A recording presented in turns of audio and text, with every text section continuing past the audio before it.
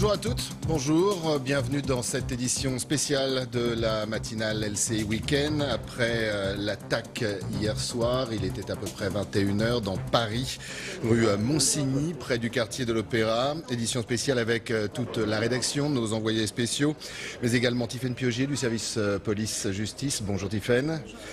Cyril Adrien Salmon, bonjour, service politique de LCI. Rocco Contanto, bonjour, merci d'être là, secrétaire départemental du SGP Police. Aurélia Frescaline, bonjour, avec qui nous verrons notamment sur les réseaux les nombreuses réactions politiques, mais pas que. Et puis Guillaume Fard nous rejoindra dans cette matinale spécialiste des questions du terrorisme. Rocco Contanto, je rappelle, vous êtes secrétaire départemental Paris du SGP Police. C'est la phase la plus importante, on l'a vu avec notre envoyé spécial, le périmètre a été levé. Donc a priori les autorités pensent que la menace, cette menace-là en tout cas a été écartée. Des enquêteurs, très tôt, la PJ a été saisie et a été dessaisie au profit de la section antiterroriste. Tout le monde est sur le pont pour savoir qui il est, parce que si on sait qui il est, il y a peut-être des résidus autour de lui. Oui, tout à fait. De toute manière, je peux vous dire qu'il n'a pas fallu longtemps pour que tout le monde se rende compte que c'était un acte terroriste, de toute manière, puisque la brigade criminelle qui avait été saisie était dessaisie presque immédiatement. Je précise qu'on tombe dans un scénario classique d'une menace endogène mise à exécution. Nous ne serons confrontés dorénavant qu'à ce genre de terroristes, parce que vous avez un État territorial, Daesh en Syrie, en Irak, qui a quasiment disparu. On leur a cassé les reins au niveau logistique. Donc maintenant, leurs ordres à ces chefs-là, c'est de lancer leurs soldats pour commettre des actes. Ils ont des hommes, peu de moyens, mais un couteau suffit. Un couteau, c'est extrêmement traumatisant quand vous faites agresser avec un couteau. Et le mode opératoire est exactement mis en place et revendiqué par l'État islamique. Comme ce qu'on avait connu à la gare Saint-Charles à Marseille, dans un autre registre également au Louvre, oui. Il y a quelques années. C'est aujourd'hui l'état du terrorisme. Et le Premier ministre le disait dans une réaction hier soir sur le terrain. On va essayer de faire en sorte que la police, que la gendarmerie, que les forces de l'ordre soient au niveau de... Oui, alors concrètement, on ne peut pas être au niveau de ce terrorisme-là. Non, ce sont des propos, à mon sens, qui sont relativement démagogiques, puisque on est dans un terrorisme de basse technologie, donc indétectable. Vous ne pouvez pas prévoir à l'avance un couteau, vous le rangez sous une veste, sous un t-shirt, et quand vous le sortez, voilà, on ne peut pas malheureusement prévoir cet acte-là. Donc la difficulté, elle réside là. L'effort à faire, il est toujours en amont au niveau des services de renseignement. On va identifier qui est cette personne, on va y arriver très rapidement je pense, et ensuite on va regarder son environnement direct, sa famille, et voir s'il y a des complices, parce que je ne crois pas du tout à la thèse du loup solitaire. À chaque fois, on a bien vérifié qu'il y a toujours des connexions qui sont faites, que ce soit par Internet, que ce soit par des amis ou de la famille. Donc ce type-là n'était pas tout seul à mon avis, et c'était un acte qui a été relativement prémédité. On est dans ce scénario-là, donc une menace malheureusement imparable et une réaction qui peut être faite qu'a posteriori malheureusement, à moins de fortuitement de se trouver exactement sur le lieu de commission de l'action. Sur Paris, la dernière attaque, je crois, sous votre contrôle, c'était Notre-Dame. Alors il y a eu Notre-Dame et il y a également eu quelques jours plus tard, donc en juin 2017, un homme qui avait foncé sur des militaires, sur des gendarmes, sur les Champs-Élysées. Mais cette attaque, alors au marteau ou au couteau, sur le parvis de Notre-Dame, juste à côté des forces de l'ordre et à côté de la préfecture de police. Donc ce qui rend, il y a à la fois le symbole, il y a à la fois la détermination, et il y a à la fois ces mots qu'on a prêtés à ce terroriste hier en disant face aux forces de l'ordre, à côté de ce témoin que vous avez pu voir en exclusivité sur notre antenne, tuez-moi ou je vous tue. Oui, exactement. D'ailleurs, à Notre-Dame, je précise que le terroriste était dissimulé dans la foule. Il n'avait pas du tout attaqué de cible molle, entre guillemets. Et il a attendu que la patrouille de police passe à proximité pour l'agresser. Donc, hier, s'il y avait eu un policier immédiatement à portée du terroriste, il aurait été agressé en premier, de toute manière. Donc, il s'en est pris d'abord aux cibles molles. Et ensuite, dès qu'il a vu la police, il a foncé dessus parce que je vous rappelle que les cibles prioritaires des gens qui se revendiquent de Daesh sont les policiers, les gendarmes et les militaires. Est-ce qu'aujourd'hui on peut dire qu'il y a une grille, un mode opératoire qui a été lancé depuis quelques années maintenant par l'État islamique, et peu importe qui et peu importe quand ou avec quels moyens, tout à fait. Il y a une automaticité de cette revendication? Oui, pas une automaticité parce que les chefs de l'État islamique, de Daesh, enfin je préfère dire Daesh, moi, ont une attitude pragmatique. Ils regardent par rapport aux actes terroristes, on regarde le mode opératoire, on regarde ce que la personne dit, et ensuite, si ça correspond aux critères, on revendique a posteriori. C'est comme ça que ça se pratique, de toute manière. Donc là, ils ont vu que c'est une personne qui a fait allégeance par ses cris, qui ensuite était dans un mode opératoire qui était prescrit par les chefs d'Al-Qaïda et d'État islamique. Donc voilà, on revendique puisqu'ils considèrent que c'est un de leurs soldats, tout simplement. On n'a plus besoin d'être en relation avec quelqu'un en Syrie ou ailleurs de toute façon. C'est de plus en plus compliqué puisque l'État islamique a été battu et a perdu toute vigueur, que ce soit en Syrie ou en Irak, et reprend la vigueur en Afghanistan d'ailleurs et en Asie, malheureusement. Et la différence, c'est que ces gros attentats contre le Bataclan étaient commandés depuis la Syrie. Ce qui n'est plus le cas aujourd'hui. Organisé aussi. Et organisé, ce qui n'est plus du tout le cas aujourd'hui.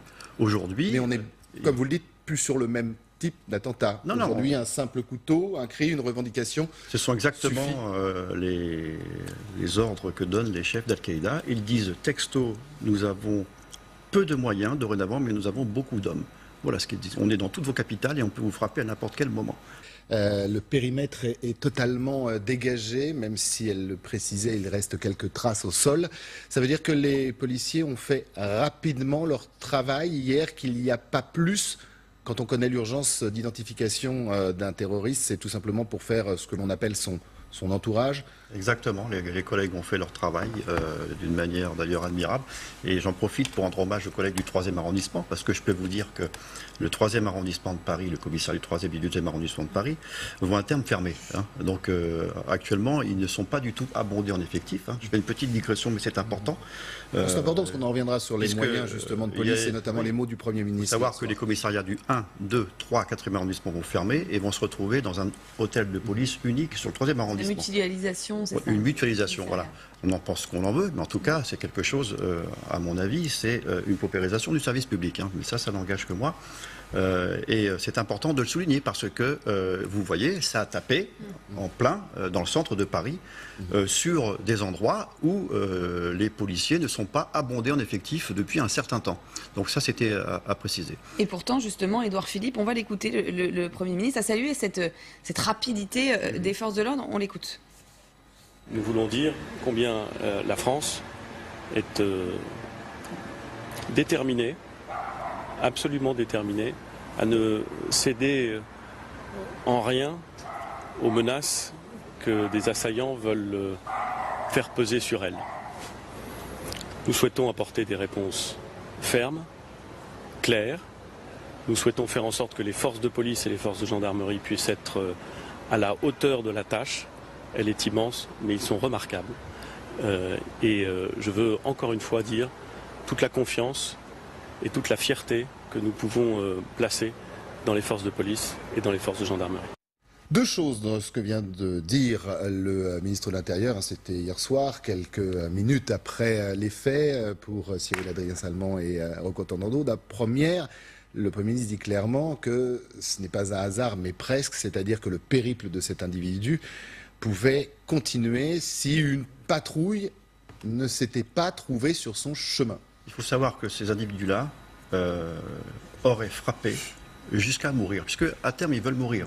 Il faut bien prendre ça en compte. C'est ce qu'aurait dit d'ailleurs l'individu aux forces de l'ordre, tuez-moi ou je vous tue. C'est le schéma, voilà, c'est cet idéal qu'ils ont, qu'ils n'avaient pas à l'époque, qu'ils ont maintenant, et de toute manière. Le Graal étant d'être abattu par les forces de l'ordre. Ça se finit, ils veulent mourir en martyrs. Donc il aurait frappé au couteau des passants, des policiers, il ne se serait jamais arrêté.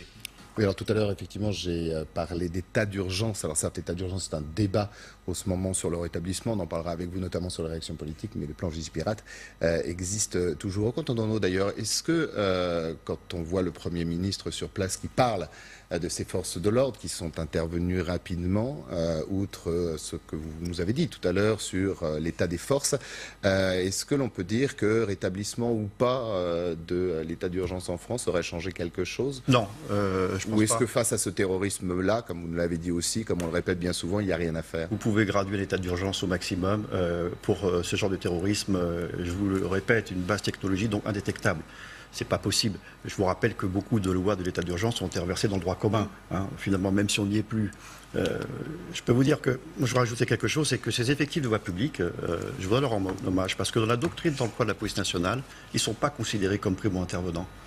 Et à chaque fois... Ce que vous appelez, pardon, pour celles et ceux qui nous regardent, primo-intervenants? Primo-intervenants, ce sont les personnes qui sont susceptibles d'être de suite, immédiatement, en contact de terroristes lorsqu'il y a un acte terroriste qui se commet.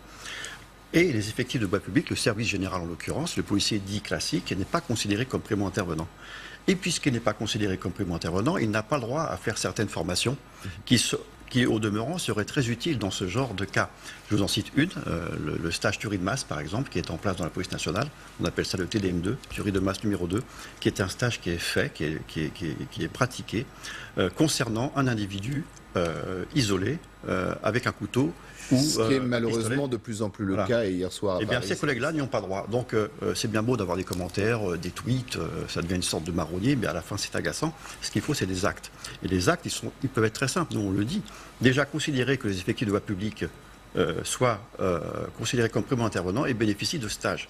Les stages, ils sont distribués au compte-gouttes, à certaines unités seulement. Il faut les généraliser. Alors, ça coûte de l'argent, c'est vrai, mais enfin, c'est tout de même vital et très important. Donc je voulais le dire parce que mes collègues aussi m'ont appelé hier pour me dire que là-dessus, ils étaient un peu agacés par ce genre de choses. Rocco Tondano, et on rappelle cette information importante que Tiffaine, vous nous donniez il y a quelques instants, cet auteur de l'attentat identifié, âgé de 21 ans, d'origine tchétchène.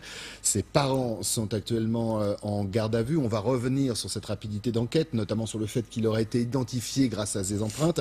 Un ministre de l'Intérieur, et Gérard Collomb, s'est rendu déjà sur place, malheureusement pour d'autres attentats, qui parle de châtier celles et ceux qui lui ont porté de l'aide. C'est nouveau quand même. C'est un terme étonnant parce que c'est le terme qu'emploient d'ailleurs les chefs de Daesh en parlant des mécréants, en disant on va les châtier. Exactement, on est sur le même lexique. Sur le même lexique.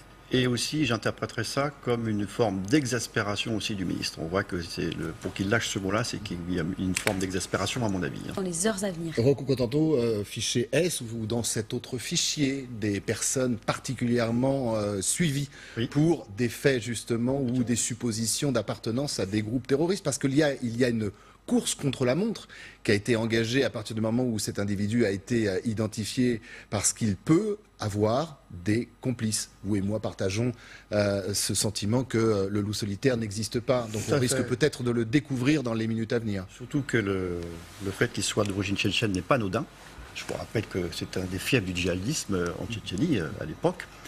Qui a d'ailleurs, j'aime pas le terme, mais repris tout son sens depuis que Daesh a essuyé des revers, que ce soit en Irak ou en Syrie. Ils se sont repliés sur les bases du terrorisme des années 90 que l'on a malheureusement connu. Exactement, c'est le principe des vases communicants. Quand ils sont chassés de quelque part, ils vont ailleurs de toute manière.